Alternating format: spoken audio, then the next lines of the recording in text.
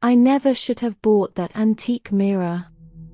It was an impulse purchase, driven by its eerie allure at a local estate sale. The mirror was exquisite, with an ornate golden frame and intricate carvings. It had an undeniable presence, and I couldn't resist the temptation to bring it into my home. From the moment I hung the mirror in my bedroom, strange things began to happen. At first, it was subtle, a flicker of movement in the reflection, an odd distortion in the glass. I chalked it up to my imagination, the play of light, or the aging of the antique glass. But as the days passed, the mirror's sinister secret revealed itself. Each night, when I gazed into its reflection, I saw a different version of myself, an altered, distorted version that whispered unsettling thoughts. It was as if the mirror showed me the darkest recesses of my soul, amplifying my anxieties and fears. The mirror seemed to feed off my insecurities, and I became obsessed with it. I couldn't resist its pull, compelled to look into it, even though I knew it was destroying my sanity. It whispered cruel things to me, secrets I had buried deep within myself, regrets I had tried to forget.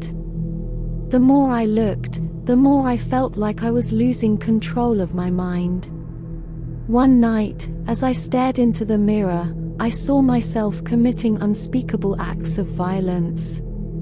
The reflection grinned, and I felt a cold shiver crawl down my spine. I knew I had to get rid of the mirror, but I couldn't bring myself to do it. It had become an addiction, a twisted compulsion. I confided in a close friend, Sarah, about my torment. She was skeptical but concerned for my well-being. Together, we researched the mirror's history and discovered a chilling legend. It was said to be cursed, forged in the depths of darkness by a vengeful sorcerer. The mirror was rumored to show a person's true self, their deepest fears and desires, driving them to madness. Desperation led us to consult a paranormal expert, Dr. Evelyn Blackwood. She arrived at my home with an aura of caution, her eyes betraying a wariness born of experience. She examined the mirror, her face growing graver with each passing moment. Dr. Blackwood warned that the mirror had latched onto my psyche, feeding off my fears, and that I was on the brink of losing my sanity. She explained that to break the curse, I had to confront my own reflection, face my inner demons, and reject the twisted version of myself that the mirror had created. The ritual was set for midnight, and I stood before the mirror, trembling with fear. Dr. Blackwood chanted incantations in a language I couldn't comprehend, and the room filled with an otherworldly energy. My reflection contorted, its grotesque grin widening as it beckoned me to embrace the darkness. With all the strength I could muster, I looked deep into the mirror's glass and screamed, "I reject you." The mirror trembled, and my distorted reflection wailed in anguish. It fought back, hurling visions of terror and despair at me. Memories of my darkest moments, my deepest regrets, flashed before my eyes. But I held on, determined to reclaim my sanity. As the clock struck midnight, the mirror shattered into 1,000 shards, and the room was bathed in an ethereal light. My reflection disintegrated, and I was left gasping for breath, drenched in sweat. Dr. Blackwood rushed to my side, confirming that the curse had been broken.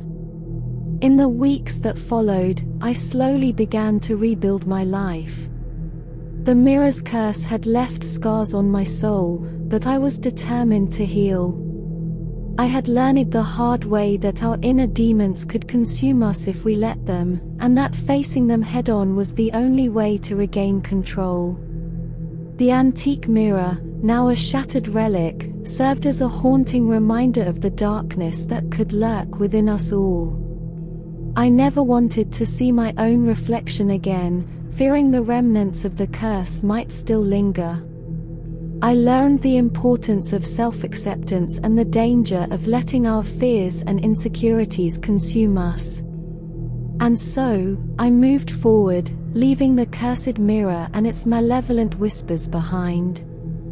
I shared my story with the world as a cautionary tale, a reminder that sometimes the most horrifying horrors are the ones that exist within our own minds, waiting to be confronted and conquered.